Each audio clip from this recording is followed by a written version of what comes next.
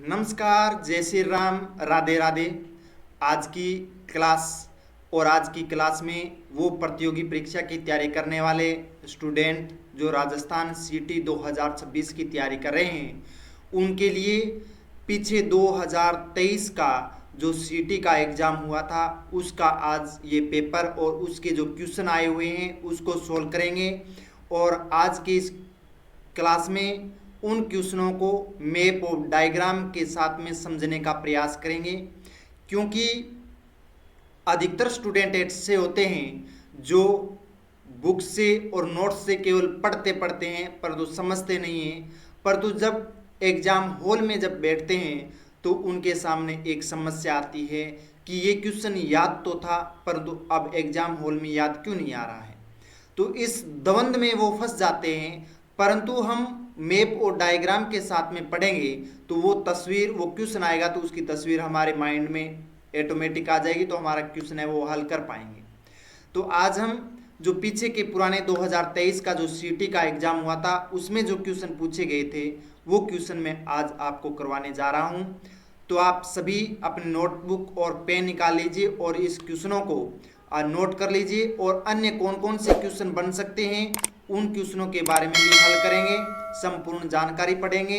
तो आप कहीं नहीं जाइएगा, क्लास को अंत तक देखिएगा, और जो भी आपके फ्रेंड्स हैं, मित्र हैं, दोस्त हैं, उनको आप शेयर कर दीजिए, जो उनको भी ये क्लास प्राप्त हो सके और उन क्वेश्चनों को वो देख सके।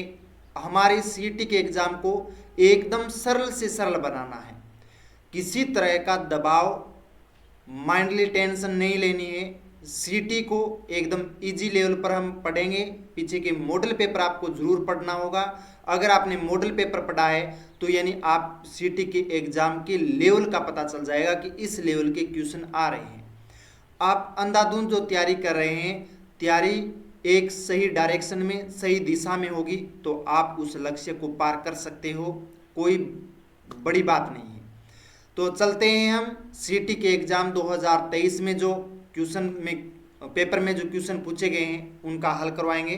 तो पहला क्वेश्चन आप देख रहे हैं स्क्रीन पर, और पहला क्वेश्चन पूछा था निम्नलिखित में से कौन सी स्थलाकृति या अवस्थिति सही सुमेलित नहीं है। यानी ये चार ऑप्शन दे रखे हैं, इन चारों में से कौन सी स्थलाकृति अवस्थिति है वो सही नहीं है।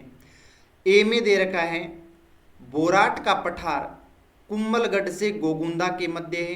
क्या ये सही है या गलत है, हमें सही सुमेलित नहीं है वो बताना है, यानी इन चारों में से कौन सा गलत है उसका आंसर देना है। बी है लसाड़िया का पठार क्या राजसमंद में है, इसके बारे में बताना है। सी पूछा है उड़िया पठार माउंट आबू में है।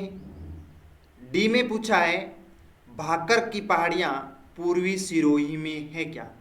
तो ये चार ऑप्शन हमारे पास में है। बोराट का पठार कुंभलगढ़ से गोगुंदा के मध्य, लसाड़िया का पठार राजसमंद में, उड़िया का पठार माउंट आबू में, और भाकर की पहाड़ियाँ पूर्वी सिरोही में। तो हमें सही सुमेलित कौन सा नहीं है इसके अंतर्गत ये बताना है। तो हम देखते हैं, तो लसाड़िया का पठार राजसमंद में, ये आंसर गलत है, तो इसका करेक्ट आंसर ये सही सुमेलित नहीं है। तो लसाड़िया का पठार राजसमंद में नहीं है, इसलिए इसका करेक्ट जो आंसर होगा वो होगा बी। अब हम विस्तृत व्याख्या के रूप में चलते हैं।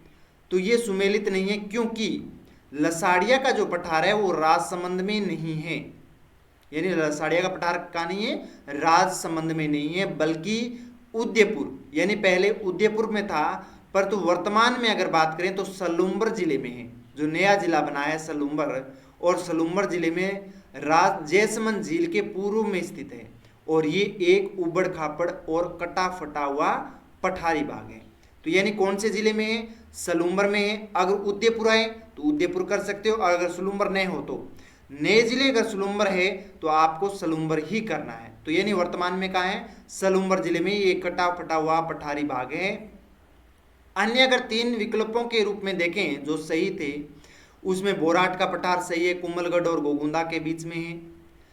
उड़िया का पठार की बात करें तो वो सिरोही में, और राज्य का सबसे ऊंचा ये पठार है जिसकी ऊंचाई 1360 मीटर है। उड़िया का पठार तो याद रखना है, राज्य का सबसे ऊंचा पठार है, सिरोही में स्थित है। भाकर की जो पहाड़ियाँ हैं वो पूर्वी सिरोही में हैं, और पूर्वी सिरोही की तीव्र जो ढाल वाली पहाड़ियाँ होती है उसे भाकर के नाम से जाना जाता है। तो ये मैंने चारों विकल्पों का अलग अलग विस्तार से व्याख्या की है, और लसाड़िया का पठार सलूमर में है, उदयपुर में, और अन्य जो विकल्प थे बोराट का पठार गोगुंदा और कुंभलगढ़ के मध्य है, उड़िया का पठार सिरोही में और राज्य का सबसे ऊंचा पठार है 1360 मीटर ऊंचाई है। भाकर की पहाड़ियां पूर्वी सिरोही की तीव्र ढाल वाली पहाड़ियां कही जाती हैं। अगर यहाँ पर मैप के रूप में देखें तो देख सकते हैं लसाड़िया का पठार वास्तविक स्थिति है वो जयसमंद झील के पास में है, तो यानी जयसमंद झील के पास में लसाड़िया का पठार मौजूद है। अब हम सेकंड क्वेश्चन की ओर चलते हैं, और हमारा दूसरा क्वेश्चन है 2023 में ये क्वेश्चन पूछा है 2011 की जनगणना के अनुसार राजस्थान में लिंगानुपात यानी राष्ट्रीय लिंगानुपात से कितना कम है या अधिक है वो पूछा है। तो इसमें ए है राष्ट्रीय लिंगानुपात औसत से 11 बिंदु कम है, बी है राष्ट्रीय औसत से 6 बिंदु कम है, सी है राष्ट्रीय औसत से 15 बिंदु कम है, और डी है राष्ट्रीय औसत से 15 बिंदु अधिक है। तो इन चारों में से कौन सा विकल्प सही होगा? क्वेश्चन में एक बार दोबारा दोहरा देता हूं कि जनगणना 2011 के अनुसार राजस्थान का लिंगानुपात राष्ट्रीय लिंगानुपात से कितना कम या फिर अधिक है, तो वो आपको बताना है कि 11 बिंदु कम है, 6 बिंदु कम है, 15 बिंदु कम है या 15 बिंदु अधिक है।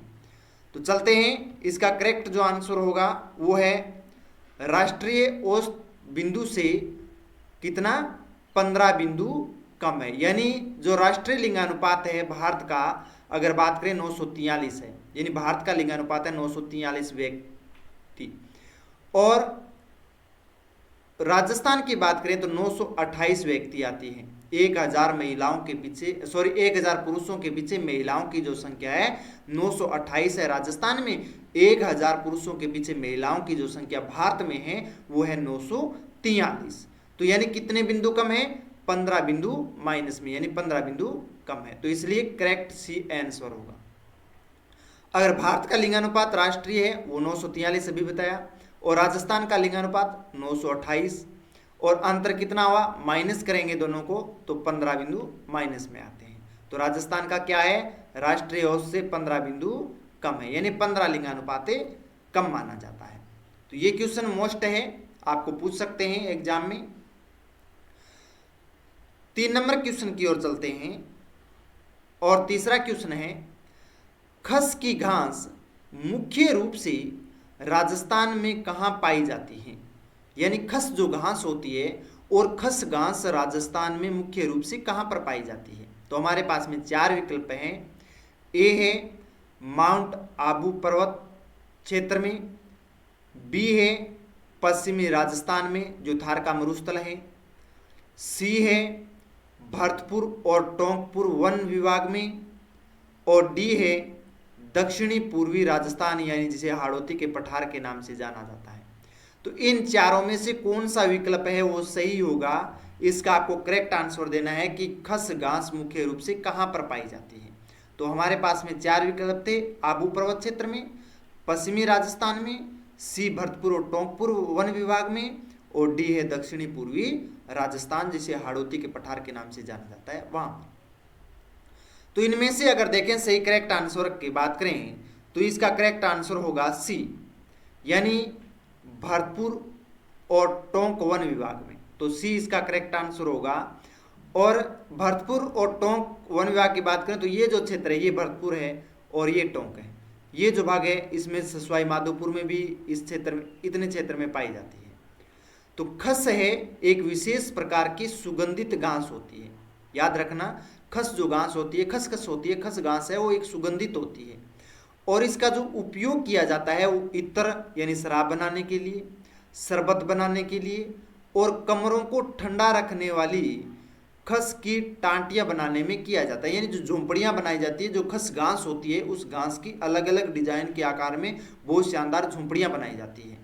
तो यानी झोंपड़ियां बनाने के, इत्र बनाने के, शरबत और कमरों को ठंडा रखने के लिए काम में आती है। अगर इसके प्राप्ति स्थान देखें कि कहाँ प्राप्त होती है खस घास है तो राजस्थान में यह घास मुख्य रूप से सवाई माधोपुर, भरतपुर और टोंक जिलों के वन्य क्षेत्रों में बहुतायत में पाई जाती है। जो वन्य क्षेत्र हैं यानी सवाई माधोपुर का, भरतपुर का और टोंक का, इन क्षेत्रों में खस घास मुख्य रूप से पाई जाती है, अधिकता में पाई जाती है। अब अगर नेक्स्ट क्वेश्चन की बात करें तो ये क्वेश्चन सभी 2023 के सीटी एग्जाम में पूछे गए हैं। क्वेश्चन नंबर 4 है, शेरगढ़ वन्यजीव अभ्यारण्य किस जिले में स्थित है? यानी शेरगढ़ वन्यजीव अभ्यारण्य पूछ रहा है तो ये किस जिले में, यानी उन जिले की स्थिति बतानी है कि शेरगढ़ वन्यजीव अभ्यारण्य इस जिले में। तो हम देख रहे हैं 4 जिले दे रखे हैं। ए में है बारा, बी में है बूंदी, सी में है करौली और डी में है सवाई माधोपुर। तो इन चारों विकल्पों में हमें देखना है कि ये शेरगढ़ जो वन्य जीव अभ्यारण्य है वो कौन से जिलों में पाया जाता है। तो अगर इसके करेक्ट आंसर की बात करें तो इसका करेक्ट आंसर होगा ए, यानी बारा जिला। तो बारा जिले में शेरगढ़ वन्य जीव अभ्यारण्य है वो मौजूद है। अगर शेरगढ़ वन्य जीव अभ्यारण्य की बात करें तो ये बारा जिले में है। नदी की बात करें, इस बार पूछ सकते हैं, जिले का न पूछ करके नदी पूछ रहे कि कौन सी नदी के किनारे हैं या तट पर हैं, तो यह अभ्यारण्य है वो परवन नदी के किनारे है। कौन सी नदी? परवन नदी की। तो परवन नदी के किनारे ये अभ्यारण्य मौजूद है। और इसके उपनाम की बात करें, इसे किस उपनाम से जाना जाता है तो इसे सांपों की शरणस्थली के नाम से जाना जाता है। यानी सांप है वो सबसे ज़्यादा इस वन्यजीव अभ्यारण्य में शेरगढ़ में पाए जाते हैं बारा जिले में, तो इसलिए इसे सांपों की शरणस्थली भी कहा जाता है। और क्वेश्चन भी बनता है सांपों की शरणस्थली किस वन्यजीव अभ्यारण्य को कहा जाता है, तो वो है शेरगढ़ वन्यजीव अभ्यारण्य बारा में, परवन नदी के किनारे। और यहाँ पर ऐतिहासिक शेरगढ़ का किला भी बना हुआ है परवन नदी के किनारे। बारा आप देखोगे यहाँ पर आप बारा है और बारा जिले में यहाँ पर परवन नदी के किनारे है वो वन्य शेरगढ़ वन्यजीव अभ्यारण्य और शेरगढ़ का किला है वो बना हुआ है। अब हम नेक्स्ट क्वेश्चन की ओर चलते हैं। और नेक्स्ट क्वेश्चन अगर देखें तो मोस्ट इंपॉर्टेंट है। इसमें पूछा गया है कि प्लांट इकोनॉमी फॉर इंडिया, क्या पूछा है? प्लांट इकोनॉमी ऑफ इंडिया पुस्तक किसने लिखी थी? प्लांट इकोनॉमी ऑफ इंडिया पुस्तक किसने लिखी थी? तो हमारे पास में 4 विकल्प हैं। पंडित जवाहरलाल नेहरू, बी है महात्मा गांधी, सी है मनमोहन सिंह, डी है एम विश्वेश्वरैया। तो इन चारों विकल्पों में से ऐसा कौन सा विकल्प है जिसमें प्लांट इकोनॉमी फॉर इंडिया पुस्तक लिखी थी? यानी इन चारों में से किसने लिखी थी? पंडित जवाहरलाल नेहरू, महात्मा गांधी, मनमोहन सिंह और एम विश्वेश्वरैया। तो यानी किसने लिखी, अगर इसकी चर्चा करें तो इसका करेक्ट आंसर होगा डी, यानी एम विश्वेश्वरैया ने इस पुस्तक की रचना की थी। और ये एक महान इंजीनियर और अर्थशास्त्री थे और इन्होंने यह पुस्तकें लिखी थी। और इन्हें भारत में आर्थिक नियोजन का प्रणेता माना जाता है। तो ये क्वेश्चन भी पूछ सकते हैं, आर्थिक नियोजन का प्रणेता किसे माना जाता है? तो वो है एम विश्वेश्वरैया। ठीक है। और इस पुस्तक में पहली बार भारत के आर्थिक विकास के लिए एक व्यवस्थित योजना का खाका यानी ड्राफ्ट है वो तैयार किया था। तो ये समय प्रकाशन में कब आई पुस्तक? 1934 में। तो सन भी डाल लेना है कि ये पुस्तक कब लिखी गई थी, प्रकाशित कब हुई थी? 1934 में हुई थी। इसके लेखक की बात करें, एम विश्वेश्वरैया है जो एक लेखक भी थे और एक महान इंजीनियर भी थे। और इन्होंने 10 वर्षीय योजना का प्रथम आर्थिक ब्लूप्रिंट है वो तैयार किया था एम स्वामी विश्वेश्वरैया ने। तो एम विश्वेश्वरैया थे जिन्होंने ये पुस्तक लिखी थी 1934 में। ये एक महान लेखक और इंजीनियर थे और इन्होंने भारत के प्रथम आर्थिक ब्लूप्रिंट है जो 10 वर्षीय योजना है उनका खाका है वो तैयार किया था, ड्राफ्ट बनाया था। तो मोस्ट इंपोर्टेंट क्वेश्चन है ये। 2023 में पूछा गया था। नेक्स्ट क्वेश्चन है 6 नंबर, 15वें वित्त आयोग के अध्यक्ष कौन थे? यानी 15वें वित्त आयोग के अध्यक्ष कौन हैं? तो इसमें ए है डॉक्टर अशोक लाहिड़ी, बी है निर्मला सीतारमण, सी है NK सिंह, डी है अजय नारायण। तो इसमें हमें बताना है कि 15वें वित्त आयोग के अध्यक्ष कौन हैं। तो हमारे पास में 4 विकल्प हैं, डॉक्टर अशोक लाहिड़ी, निर्मला सीतारमण, NK सिंह, अजय नारायण। तो इन चारों विकल्पों में अगर करेक्ट आंसर की बात करें तो करेक्ट आंसर होगा NK सिंह, सी। यानी सही उत्तर हमारे लिए सी होगा, NK सिंह। और अगर इसकी विस्तृत व्याख्या के रूप में देखें तो भारत के 15वें वित्त आयोग के अध्यक्ष नंद किशोर सिंह, यानी इसका पूरा नाम है NK सिंह का नंद किशोर सिंह, और वित्त आयोग एक संवैधानिक संस्था है। यानी ये किसी इस तरह से नहीं चलती, ये संविधान के अकॉर्डिंग चलती है, इसलिए एक संवैधानिक संस्था है। और जिसका मुख्य कार्य है कि केंद्र और राज्य, यानी जो राज्य सरकार है और केंद्र सरकार है, उनके बीच जो कर है, यानी जो अनुपात होते हैं, कर निर्धारित होते हैं, उनके बंटवारे की सिफारिश करना है। यानी जो कर निर्धारित होते हैं, अनुपात निर्धारित होते हैं अलग अलग योजनाओं के, उन योजनाओं का निर्धारण या कर निर्धारण है वो ये वित्त आयोग के द्वारा किया जाता है। तो इसके 15वें अध्यक्ष थे नंद किशोर सिंह। और ये कौन से अनुच्छेद के अंतर्गत आता है? ये 280 अनुच्छेद के अंतर्गत आता है और ये एक संवैधानिक प्रावधान है और भारत के राष्ट्रपति द्वारा इनका गठन है वो किया जाता है। और नवंबर 2017 में इसका गठन किया गया था। और नंद किशोर शर्मा यानी NK सिंह है वो 15वें वित्त आयोग के क्या बने थे? अध्यक्ष बनाए गए थे। तो याद रखना है इस चीज को। अब हम नेक्स्ट चलते हैं क्वेश्चन की ओर। ये CET 2023 में पूछा गया क्वेश्चन है। 7 नंबर जो क्वेश्चन है हमारे लिए वो है राजस्थान विधानसभा के प्रथम प्रोटेम स्पीकर कौन थे? यानी क्वेश्चन एक बार नहीं 2 बार रिवीजन कीजिएगा, क्वेश्चन के अच्छी तरह से पढ़िएगा और समझने का प्रयास कीजिएगा कि राजस्थान विधानसभा के, यानी मैं राज्यसभा की बात नहीं कर रहा हूँ, लोकसभा की बात कर रहा हूँ, परंतु राजस्थान की विधानसभा की बात कर रहा हूँ, भारत की बात नहीं कर रहा हूँ। राजस्थान के विधानसभा के प्रथम प्रोटेम स्पीकर कौन थे? तो इसमें 4 विकल्प हैं। आपने पढ़ा है तो आपके सामने इसका आंसर आ सकता है। ए में है पूनम चंद बिश्नोई, बी है महाराव संग्राम सिंह, सी है नारायण सिंह मसूदा और डी है यशवंत सिंह नाहर। तो यानी राजस्थान विधानसभा के प्रथम प्रोटेम स्पीकर है किसे चुना गया था? तो पूनम चंद बिश्नोई, महाराव संग्राम सिंह, नारायण सिंह मसूदा और यशवंत सिंह नाहर। तो इनमें से हमें सही करेक्ट आंसर का पता लगाना है कि इसमें से कौन सा है वो सही आंसर है। तो इसका बी सही आंसर होगा, वो है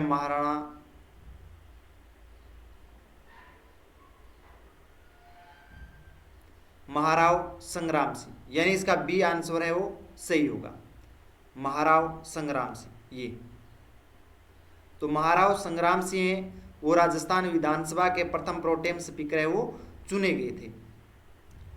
अगर वर्ष 1952 में गठित प्रथम राजस्थान विधानसभा के पहले प्रोटेम स्पीकर यानी अस्थायी जो अध्यक्ष थे वो महाराव संग्राम सिंह को ही चुना गया था। यानी 1952 का समय था जो प्रथम राजस्थान विधानसभा के पहले प्रोटेम स्पीकर है जो अस्थायी अध्यक्ष के रूप में चुना गया था, जिसका नाम था महाराव संग्राम सिंह। और प्रोटेम स्पीकर का कार्य क्या होता है? नई विधानसभा के गठन के बाद नए निर्वाचित विधायकों को शपथ दिलाना। यानी प्रोटेम स्पीकर का क्या कार्य होता है? जो नए विधायक चुनकर के आते हैं अलग अलग क्षेत्रों से, विधानसभा क्षेत्र से, उनके निर्वाचन क्षेत्रों को शपथ दिलाई जाती है वहां पर। तो वो कौन दिलाता है? प्रोटेम स्पीकर यानी अध्यक्ष दिलाता है। तो यहाँ पर मैंने समझाने का प्रयास किया है। प्रथम विधानसभा 1952। अगर देखें पद देखें तो ये संबंधित व्यक्ति के द्वारा होता है। और प्रथम प्रोटेम स्पीकर की बात करें तो महाराव संग्राम सिंह थे। जो प्रथम अध्यक्ष इसके जो बनाए गए थे वो नरोत्तम लाल जोशी को बनाए गए थे। और प्रथम उपाध्यक्ष जो बनाए गए थे वो लाल सिंह संकावत को बनाए गए थे। तो याद रखना, प्रथम प्रोटेम स्पीकर महाराव संग्राम सिंह, प्रथम अध्यक्ष नरोत्तम लाल जोशी को बनाया गया प्रथम विधानसभा के, प्रथम उपाध्यक्ष लाल सिंह संकावत को। तो 3 क्वेश्चन बन रहे हैं कि प्रथम प्रोटेम स्पीकर कौन थे, महाराव संग्राम सिंह थे। प्रथम अध्यक्ष कौन थे, नरोत्तम लाल जोशी थे। प्रथम उपाध्यक्ष कौन थे, लाल सिंह संकावत थे। तो याद रखना है इन तीनों को, 3 क्वेश्चन इससे में बन रहे हैं।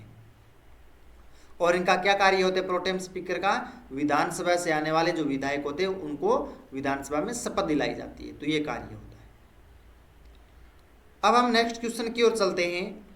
वेरी मोस्ट इंपोर्टेंट क्वेश्चन है ये 27 नंबर। और इसमें देखें तो ये है कि 1818 ईस्वी में ब्रिटिश कंपनी की ओर से राजपूत राज्यों से संधि करने वाला अधिकारी कौन था। यानी ईस्ट इंडिया कंपनी थी, 1818 ईस्वी में कंपनी की ओर से राजपूत राज्यों से संधि करने वाला अधिकारी कौन था। यानी वो संधि सबसे पहले ब्रिटिश कंपनी ने उस संधि की थी और उस संधि में ये पूछा गया था कि हम आपकी कंपनी के द्वारा आपकी रक्षा करेंगे, बाहरी आक्रमण से बचाएंगे, आप जो डिमांड है वो पूरी करें, हमारी अधीनता है। या जो संधि थी उसके जो ड्राफ्ट थे उनके अनुसार है वो हस्ताक्षर करवाए गए थे। तो वो राजपूत राज्यों से संधि करने वाला अधिकारी कौन था जो संधि करवाता था राजपूत राज्यों से। तो ए है चार्ल्स हेक्टर, बी है चार्ल्स मेटकाफ, सी है जेम्स फर्ग्यूसन, डी है मोकमेसन। तो इन चारों में से वो कौन थे जो राजपूत राज्यों से संधि करने वाला एक मुख्य अधिकारी था। तो अगर इसके सही करेक्ट आंसर की बात करें तो वो बी है चार्ल्स मेटकाफ थे। 20 का करेक्ट आंसर होगा चार्ल्स मेटकाफ। तो 1818 ईस्वी में राजपूताना की रियासतों के साथ ईस्ट इंडिया कंपनी की ओर से आश्रित पार्थक्य की संधि, यानी आश्रित पार्थक्य की संधि, यानी अब वो राजा क्या होंगे, यानी राजपूत राजा जिन्होंने संधि पर हस्ताक्षर किए थे वो कंपनी पर आश्रित रहेंगे, इसलिए आश्रित पार्थक्य की संधि कहा जाता है। और इसका मुख्य कार्य था वो चार्ल्स मेटकाफ ने किया था। तो चार्ल्स मेटकाफ ने किया था। और तत्कालीन जो पद पर जो दिल्ली का रेजिडेंट है वो था चार्ल्स मेटकाफ। और गवर्नर जनरल थे वो थे लॉर्ड हेस्टिंग्स। तो यानी तत्कालीन पद पर जो मौजूद था, यानी दिल्ली का रेजिडेंट जो बनाया गया था वो चार्ल्स मेटकाफ था। और उसका कार्य था राजपूत राज्यों में जो शासक है, राजा है, उस पर संधि पर हस्ताक्षर करवाना। और उस समय गवर्नर जनरल थे वो थे लॉर्ड हेस्टिंग्स। तो यानी अगर प्रथम संधि की बात करें किसने की थी, 1817 में करौली रियासत ने की थी। तो करौली रियासत ने सबसे पहले उस पर क्या किया था, हस्ताक्षर किया था। और अंतिम रियासत कौन सी थी 1823 में, वो थी सिरोही रियासत। यहाँ पर ये सिरोही रियासत, तो सिरोही रियासत है अंतिम थी जिन्होंने इस पर हस्ताक्षर नहीं किए थे, हस्ताक्षर करने वाली। और प्रथम थी वो थी करौली। तो चार्ल्स मेटकाफ थे। ये सीटी 2023 में क्वेश्चन पूछा गया था। अब हम नेक्स्ट क्वेश्चन की ओर चलते हैं। और नेक्स्ट क्वेश्चन हमारे लिए वेरी वेरी मोस्ट इंपोर्टेंट रहने वाला है।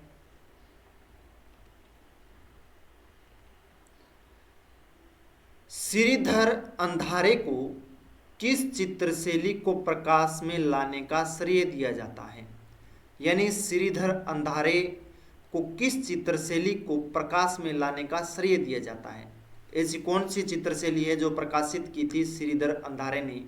तो इसमें 4 विकल्प हम पढ़ें। ए में है किशनगढ़, बी में है उनियारा, सी में है देवगढ़ और डी में है शाहपुरा।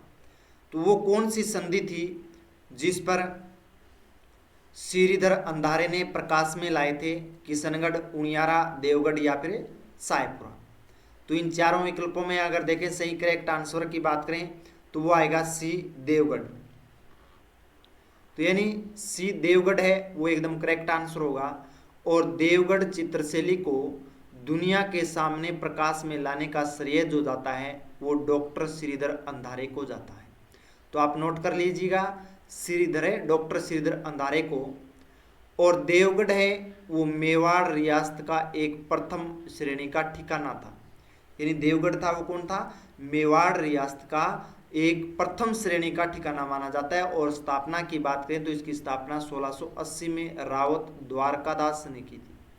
तो द्वारकादास ने इसकी प्रथम स्थापना की थी देवगढ़ की, जो मेवाड़ रियासत की प्रथम ठिकाना था। तो इस ठिकाने की 1680 में। अगर इसकी विशेषता की बात करें तो इस शैली पर मेवाड़, मारवाड़ और ढूंढाड़ तीनों का मिश्रित प्रभाव मिलता है। यानी देवगढ़ जो चित्रशैली है इसमें मेवाड़ के भी चित्र मिलेंगे, मारवाड़ के भी चित्र मिलेंगे और ढूंढाड़ के भी चित्र मिलेंगे, क्योंकि ये इन तीनों के संगम पर स्थित है। ठीक है ना। तो यानी इसमें तीनों का क्वेश्चन भी पूछ सकते हैं, मेवाड़, मारवाड़ और ढूंढाड़ चित्रशैली का मिश्रित प्रभाव कौन सी चित्रशैली में मिलता है या कहाँ मिलता है? तो वह है देवगढ़ चित्रशैली में। तो मेवाड़ स्कूल ऑफ पेंटिंग की बात करें तो ये उदयपुर में, नाथद्वारा उदयपुर के, और देवगढ़ चावंड में, तो यहाँ पर स्थित है। तो यानी प्रथम डॉक्टर श्रीधर अंधारे ने इसका प्रकाशन किया था देवगढ़ चित्रशैली का। और ये मेवाड़, मारवाड़ और ढूंढाड़ तीनों का मिश्रण चित्र है। अब नेक्स्ट चलते हैं और नेक्स्ट क्वेश्चन है हमारे लिए 29 नंबर। वो है सन 1960-61 में गहन कृषि जिला कार्यक्रम, याद रखना, गहन कृषि जिला कार्यक्रम के अंतर्गत कितने जिलों को समाहित किया गया है? यानी गहन कृषि क्या होती है, जो या इसे संघन कृषि भी बोल सकते हैं, यानी वर्ष में 2 या 2 से अधिक फसलों का उत्पादन करना, गहन कृषि। तो गहन कृषि जिला कार्यक्रम के अंतर्गत कितने जिलों को समाहित किया गया है? 1960-61 का वो समय था। ये क्वेश्चन 2023 के सीटी एग्जाम में पूछा गया है। ए में है 8 जिलों को, बी में है 7 जिलों को, सी में है 9 जिलों को और डी में है 10 जिलों को। तो इनमें से कौन सा करेक्ट आंसर होगा? 8 जिले हैं क्या, 7 है, 9 है या फिर 10 है? 1960-61 में गहन कृषि जिला कार्यक्रम के अंतर्गत कितने जिलों को समाहित किया गया है? तो इसका करेक्ट आंसर है वो है बी, 7 जिलों को। तो यानी बी है इसका करेक्ट आंसर है। और 7 जिलों को गहन कृषि जिला कार्यक्रम के अंतर्गत समाहित किए हैं। और 1960-61 में भारत सरकार द्वारा यानी intensive agriculture district program IADP शुरू किया था, यानी गहन कृषि जिला कार्यक्रम। और इस पैकेज कार्यक्रम भी कहा जाता है। यानी ये भी पूछ सकता है पैकेज कार्यक्रम किसे कहते हैं? तो गहन कृषि जिला कार्यक्रम को कहते हैं। या गहन कृषि जिला कार्यक्रम को किस उपनाम से जाना जाता है? तो उसे पैकेज कार्यक्रम के नाम से भी जाना जाता है। और ये भारत में हरित क्रांति का प्रारंभिक चरण था। यानी हरित क्रांति आई थी और हरित क्रांति का प्रथम चरण है वो माना जाता है। और भारत में ये 7 जिले थे। और राजस्थान की बात करें तो इन 7 जिलों में राजस्थान का एकमात्र जिला पाली आता है। तो गहन कृषि जिला कार्यक्रम के अंतर्गत कौन सा जिला आता है? राजस्थान का पाली आता है। और कितने जिलों को भारत के सम्मिलित किए गए हैं? 7 जिलों को। और पाली की स्थिति आप यहाँ पर देख रहे हैं, ये है पाली जिला जो गोल सर्कल में मैं बना रहा हूँ। तो ये पाली जिले को गहन कृषि जिला कार्यक्रम में शामिल किया गया है। कौन सा समय था? 1960-61 में। किसके द्वारा? भारत सरकार के द्वारा। और इस कार्यक्रम को किस उपनाम से जाना जाता है? पैकेज कार्यक्रम के नाम से जाना जाता है। नेक्स्ट क्वेश्चन है मोस्ट इंपोर्टेंट है, निम्नलिखित ठिकानों में से किसने चौरी कर लगाया था? यानी नीचे जो 4 ठिकाने दे रखे हैं और इनमें से वो कौन सा ठिकाना है जिसने चौरी कर लगाया था? तो आपने पढ़ा है तो आप इसका आंसर दे सकते हैं। ए में है बिजोलिया, बी में है भैंसरोडगढ़, सी में है डीडवाना और डी में है कुचामन। तो ये 4 ठिकाने थे। इन ठिकानों में ऐसा कौन सा ठिकाना है जिन पर चौरी कर लगाया गया था? और इसका करेक्ट आंसर की बात करें तो इसमें है ए बिजोलिया ठिकाने में। और उस समय शासक कौन था? तो वो था राव कृष्ण सिंह 1930 में।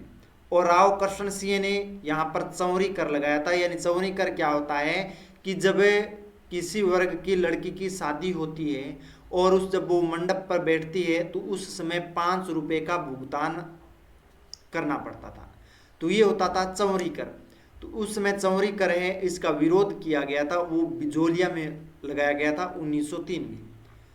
और निर्णय क्या लिया था? तंग आकर के किसान वर्ग के लोगों ने चौरी कर लागू किया था, जो बेटी की शादी पर 5 रुपये का टैक्स देना पड़ता था।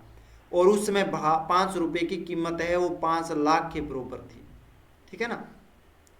और विरोध किसने किया? बिजोलिया के किसानों ने अपनी बेटियों की शादी रोक दी थी। यानी बेटियों की शादी करना उन्होंने बंद कर दिया था। विरोध इस तरह से किया था।